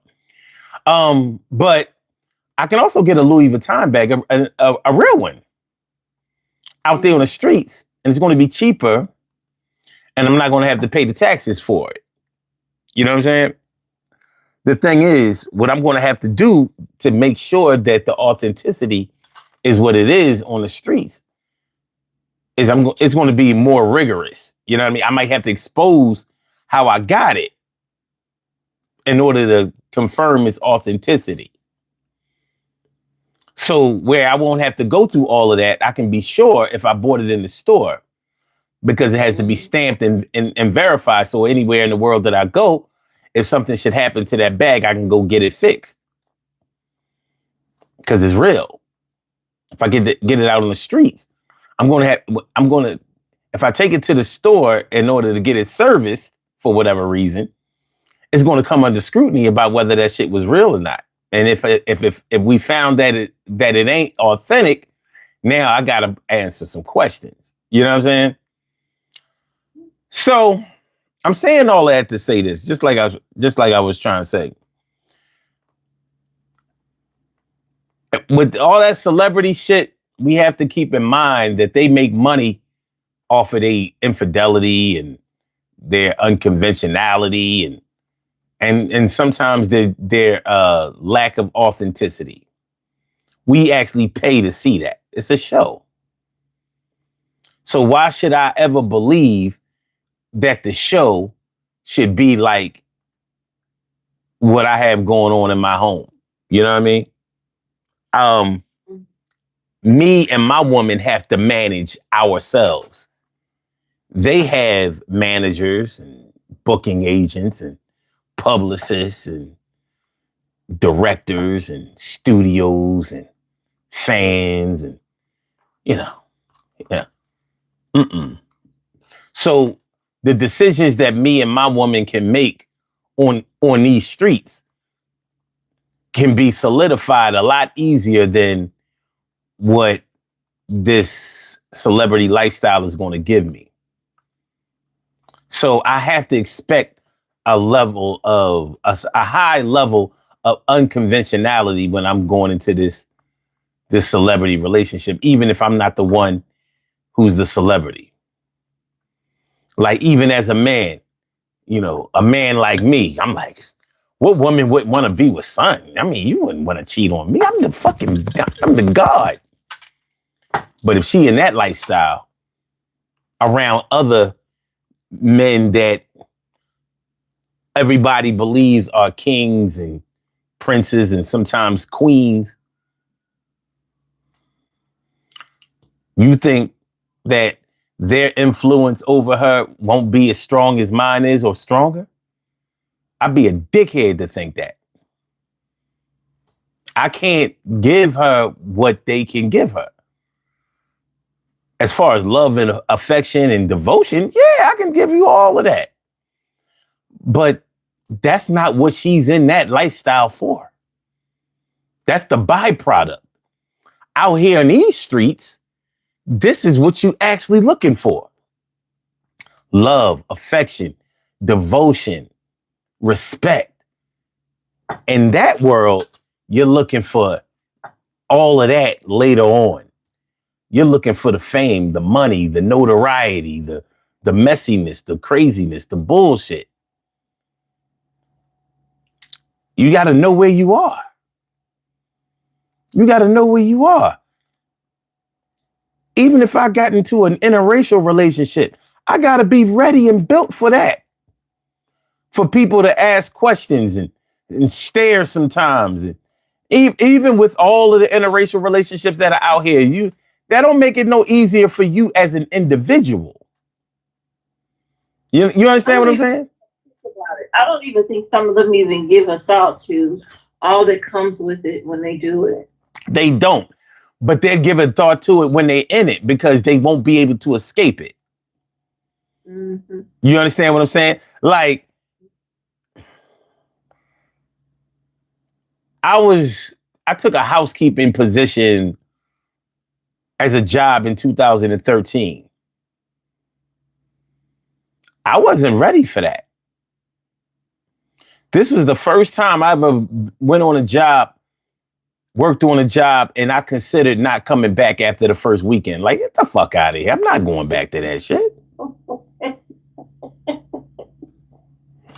Real shit.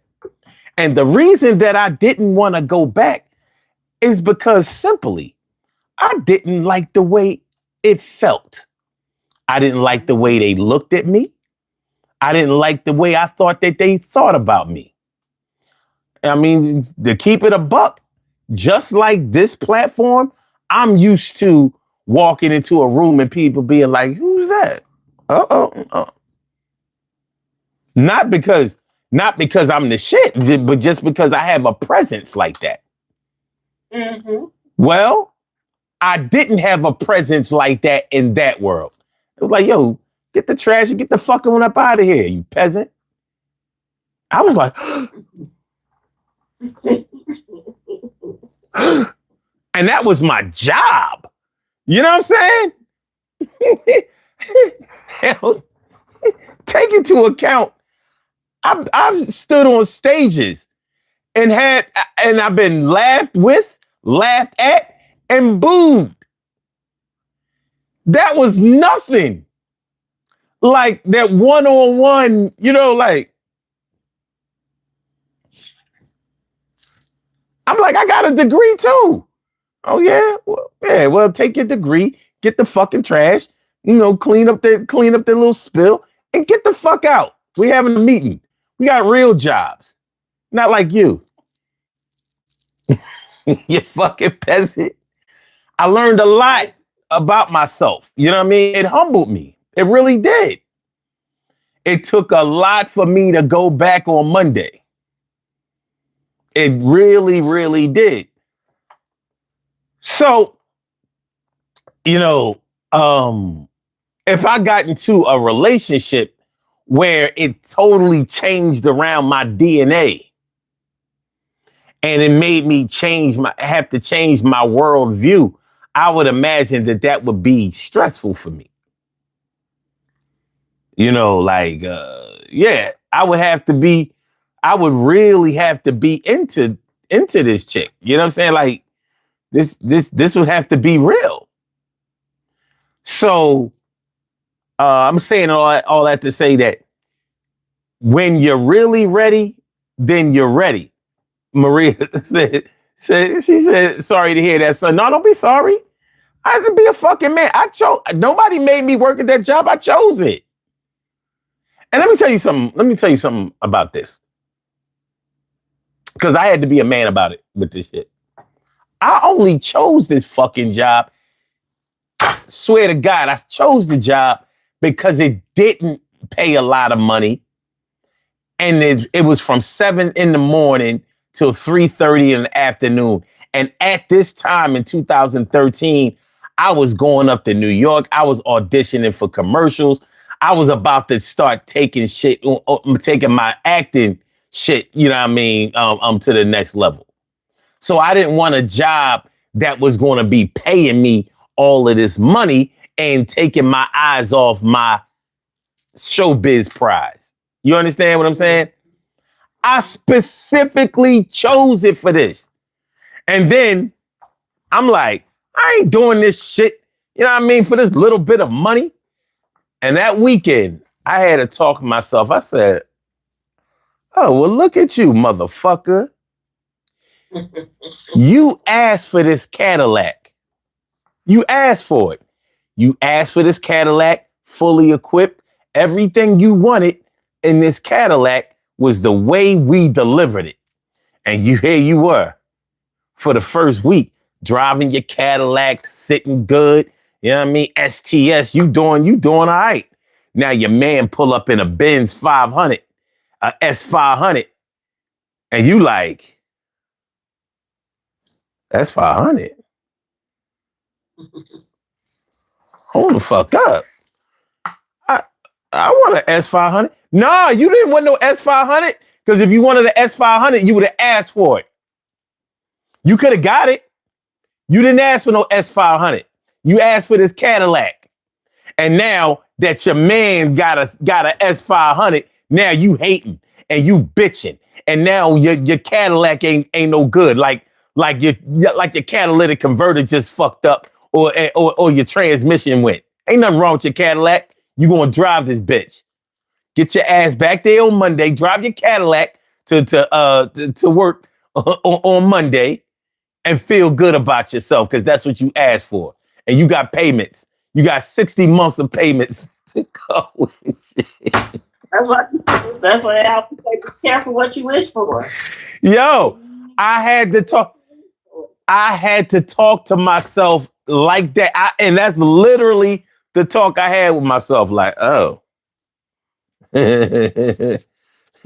now you, instead of being the engineer, you taking out the trash for the engineer. You don't like the way that feel, huh? Walked in that room, you ate the shit, huh? Look at you. I had just stopped drinking, law dropped weight, muscles was bulging and shit. You know what I'm saying? Like, shit. Instead of the regular uniform, I went out and bought 2 weeks worth of uniform pants. My shit, you know what I mean? They like, yeah, the housekeeping guy, he's in good shape. Fuck out of here. You bum. Get the fuck out of here, you bum. I was like,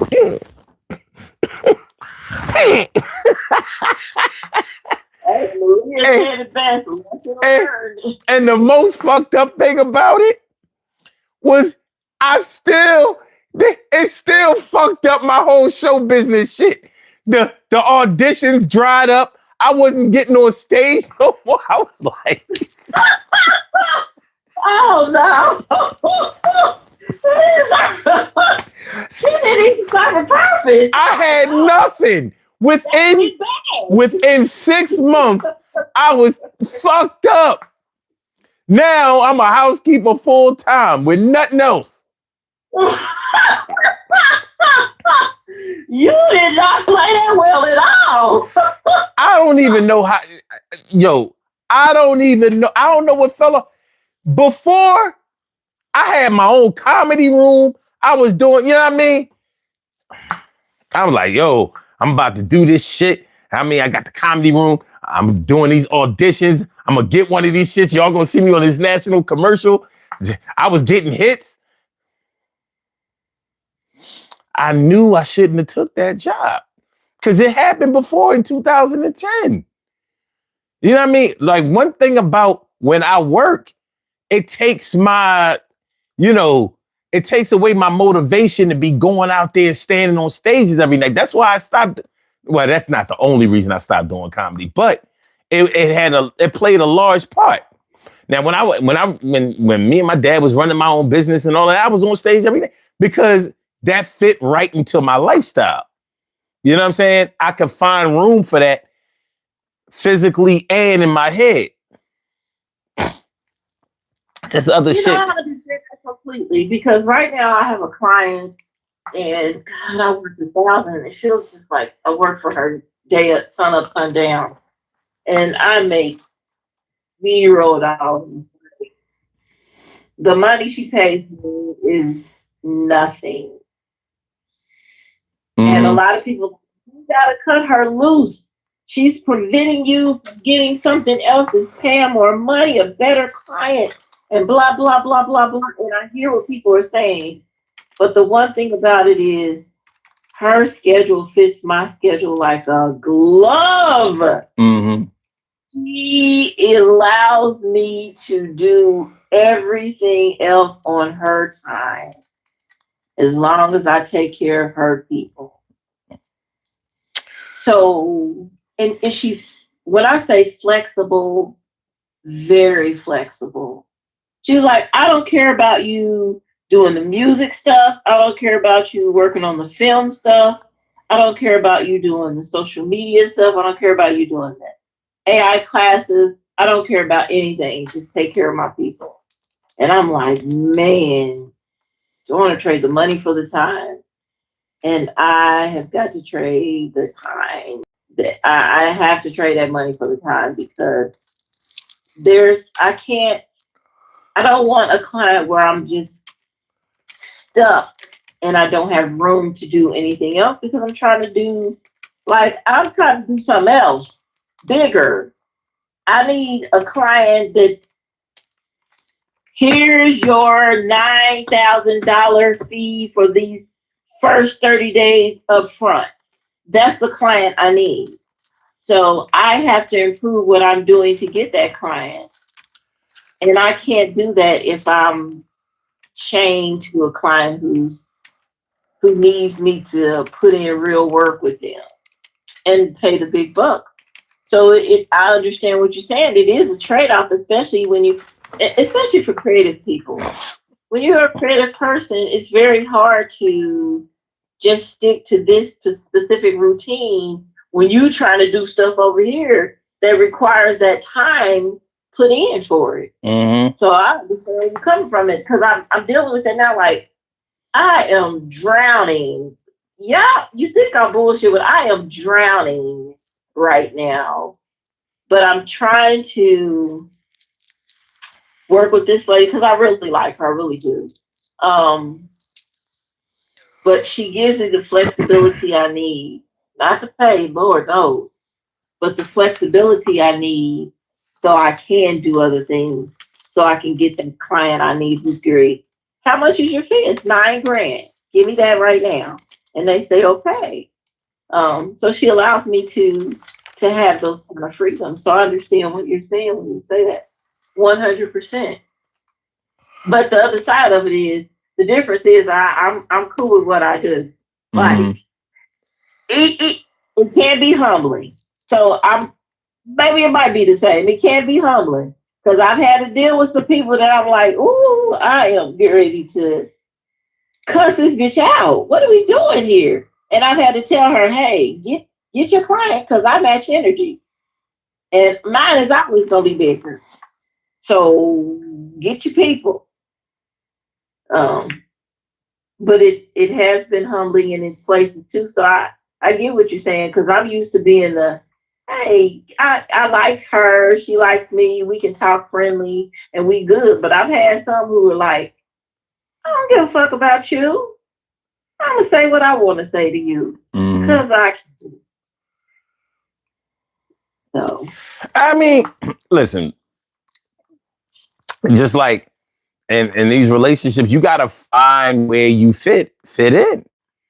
You may find that you don't fit somewhere, but you might still be there. You know what I'm saying?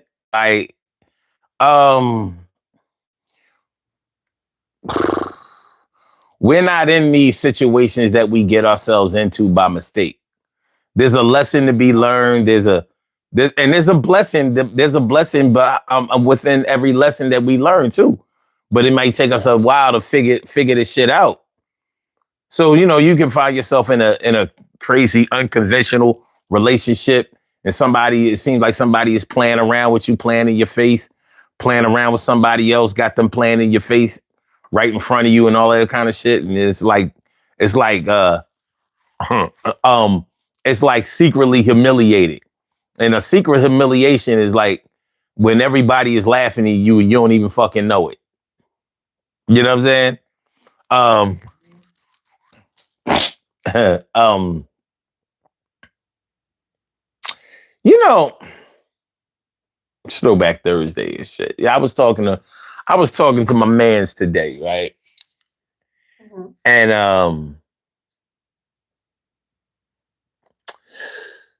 this is gonna sound random, but it's gonna come together in some kind of way. We were talking. My man passed away in 2017. This was my man, fly guy, cool as shit. You know what I mean? He was a good dude.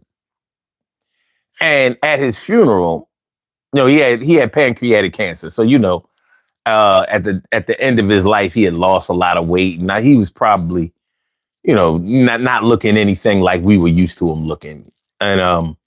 And he had a closed casket funeral.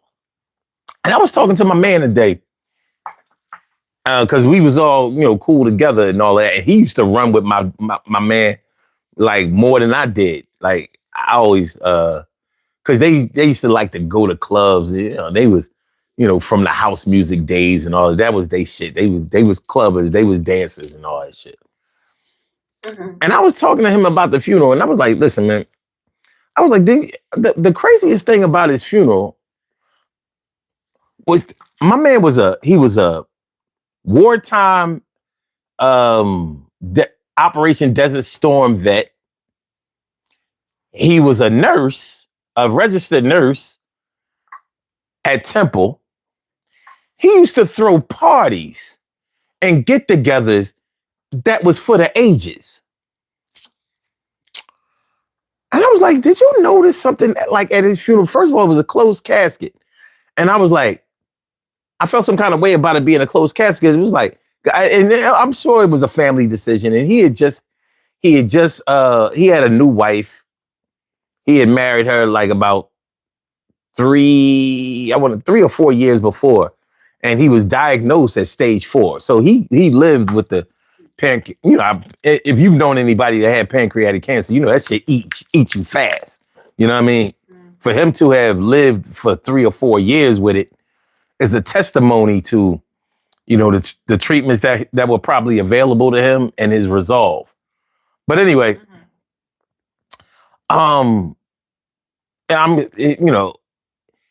he had a lot of girls. He had like 5 kids, and I'm sure the 5 kids, I don't think he had 2 by any one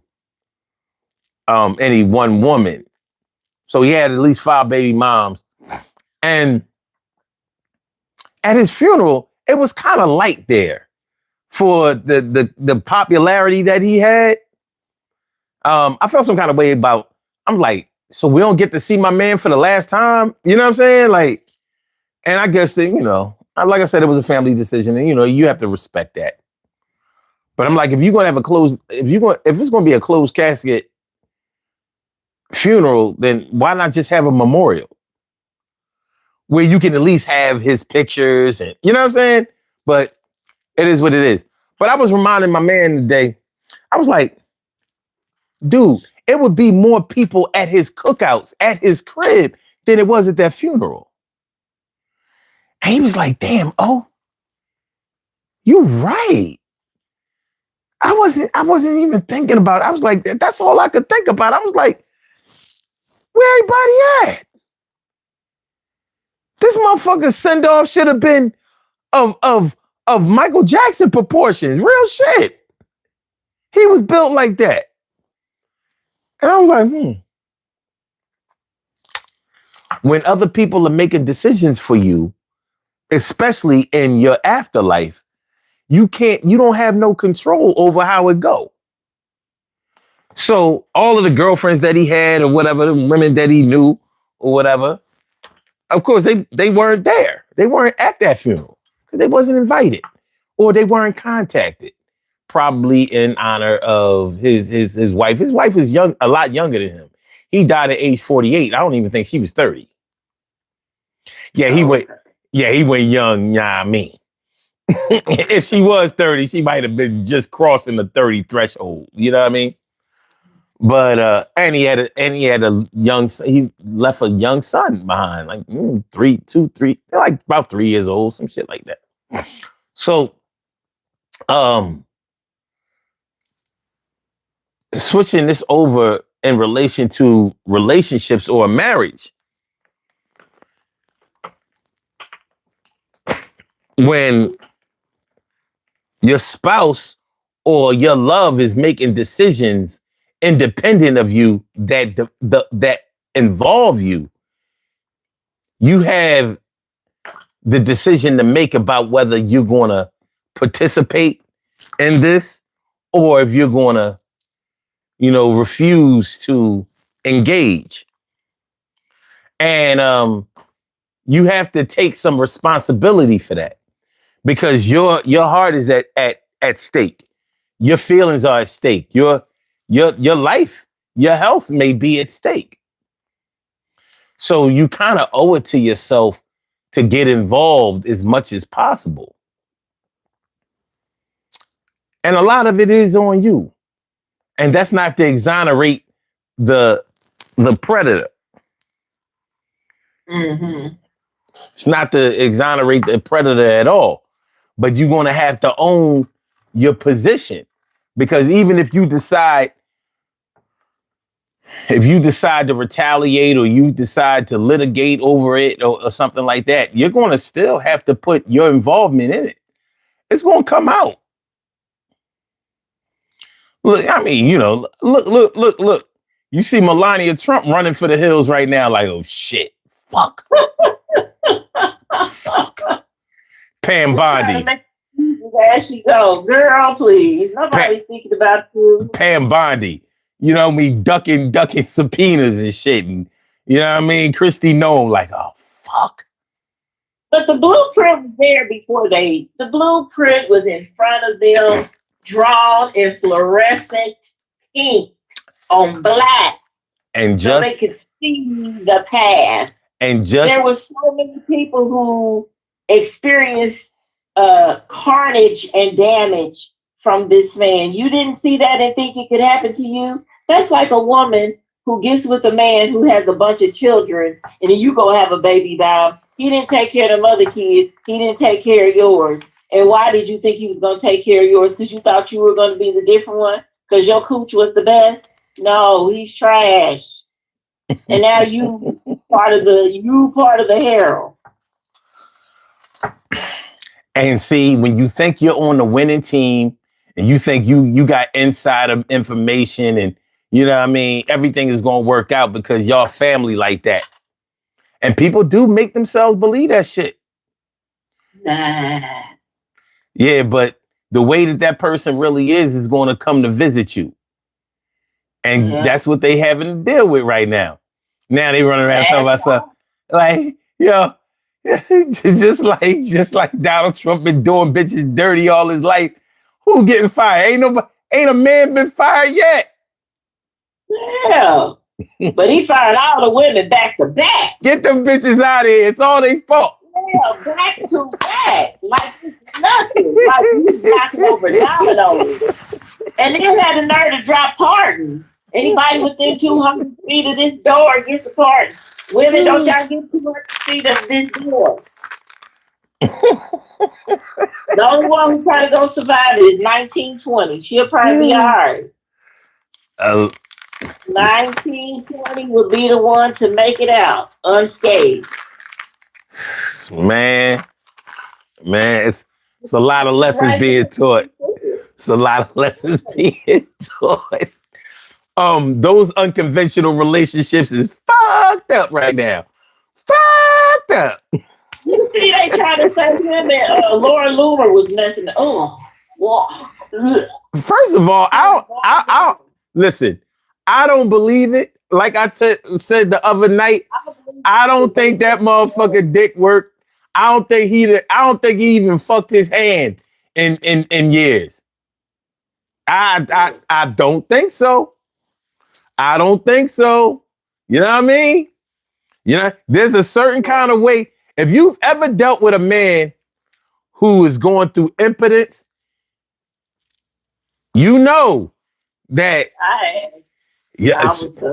I'm saying, you notice there's something it's a very humbling experience, especially when that shit is about to be permanent. A man acts a certain kind of way when his dick ain't working no more. A Amongst other things. You know what I mean? He literally start becoming a bitch. Yep. It's that frustration. So he might, if by messing around with Laura Loomer, you mean like he was feeling on a little ass, grabbing a little titty. He might have been finger popping a little bit, but he ain't pop. He ain't. Oh, it's grossing me out. Listen, a lot of women felt like a lot of women think he's good looking. He's always looked like the type who goes and uses the bathroom and does not wash his hands. He's always looked like that to me. Listen. He's always looked dirty, sleazy, gross. A man can always look handsome in a suit. It's hard to look. It's hard to look anything except for handsome in a suit. But you take that motherfucking, you take that suit of armor off, and you start seeing some shit that. It's just like a lot of these chicks out here. A lot of these chicks out here, it be seeming like they, you know, them tights be hiding a multitude of sins. You know what I mean? You catch them at the cookout in a pair of shorts on a 95-degree day, you gonna see varicose veins, all kinds of stretch marks. You know what I mean? Blemishes, marks, and all kinds of shit. You ain't seen none of this shit before. And they ain't even wearing nothing revealing. You just seeing them in their natural splendor. But it might not have been what was on display when y'all was out on Saturday night. But hey, it go the way it go. Let's go ahead and do these the poll question and get on up out of here. All right. The poll question was, have you ever dated someone who was going with or married to someone else?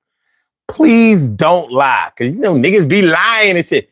One good thing about this poll is that unless you tell us, we don't know how you voted. There's no way we can know. It ain't like this person voted this and that. We don't know. It's all random. It's all, they don't even, it's anonymous. All right. So 52%, the overwhelming majority said no and hell no. I would not ever. All right. 21. Read the question again, because I don't think you said it intentionally. Have you ever dated someone who was going with or married to someone else? So whether it was intentional or not, you know what I mean? But some of the answers, indicate whether, you did it on purpose or not. All right. 21% says, yes, I got caught up one time. It's an honest answer. You know what I mean? You might not have meant it, All right, it happened. And 24% says, yes, but not on purpose. They lied. In other words, they told you they was single, but they wasn't single. They was singlish. Mm-hmm. That part. And 3%, at least somebody kept it a buck. 3% said I was the one who was married. It ain't always, and I'll bet you that it was a greater percentage of people who were the married one instead of going with some. Listen, if we could only see the people who saw this chat, who like maybe clicked on it but didn't answer, we would probably get a bigger snapshot of. Oh, sure. Yeah, you know what I mean? Because like I said, I don't think that people know that there's no way that they can be tracked. They don't know. You know what I mean? And it feels, it's legitimate that they wouldn't know, because once you vote, they don't let you change your vote, right? Do they? No, you can't. Yeah, it's like, so you're probably like, yo, I better make this vote count because they can see me. It's the internet. They got my my IP address. Yeah. Well, and I think the assumption is that you can see it. Like the host, they think the host can see it. Yeah. Or whoever puts out the poll, but really you can't.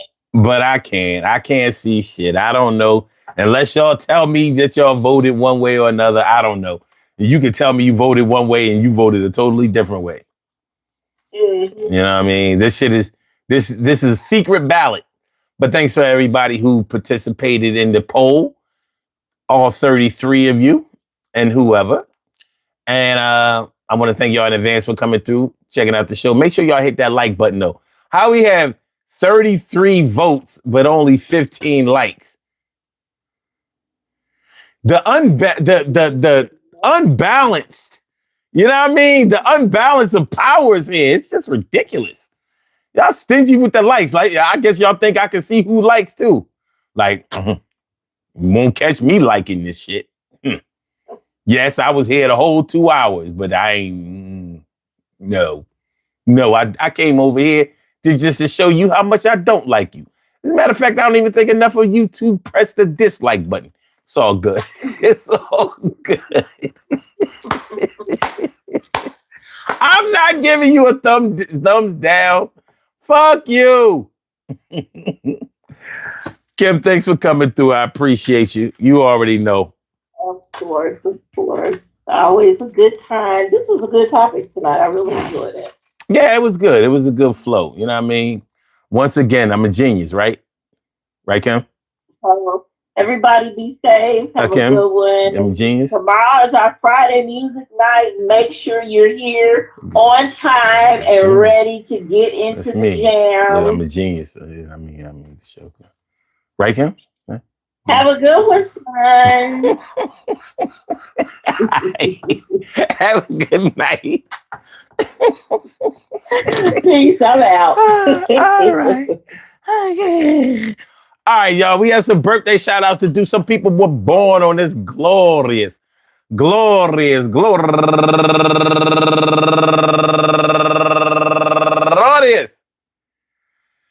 April 23rd, and they deserve to be acknowledged. So let's go about our business of acknowledging them and making them feel special because they are special because they are special because they are SPECIAL. They get the RESPECT. They are SPECIAL. They get the RESPECT. They are SPECIAL. They get the RESPECT. They get number one out the box.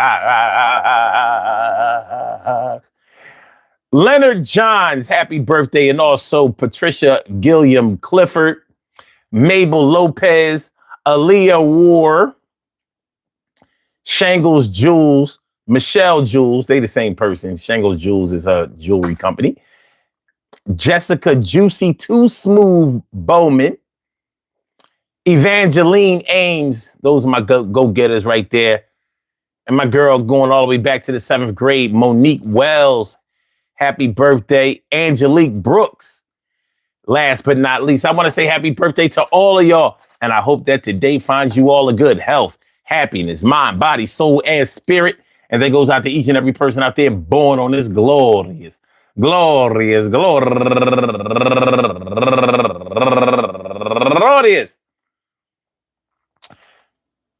April 23rd, anywhere out there in the world, worldwide, internationally, and universally. All of y'all go ahead and turn up.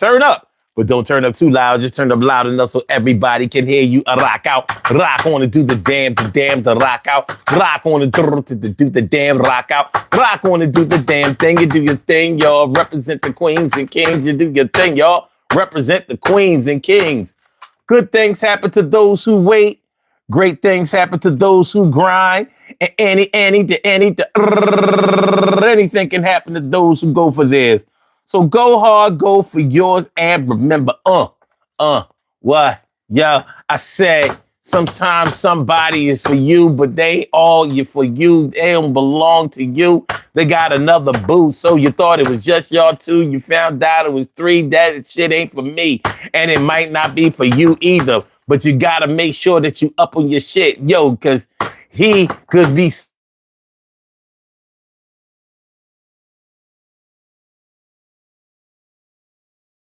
like you ain't got no husband, ain't got no wife, and y'all supposed to be spouses. Why y'all living in different houses? That shit is crazy. Yo, energetic or lazy. Yo, baby, yo, come back home and stop trying to treat me like I ain't on the other end of the phone.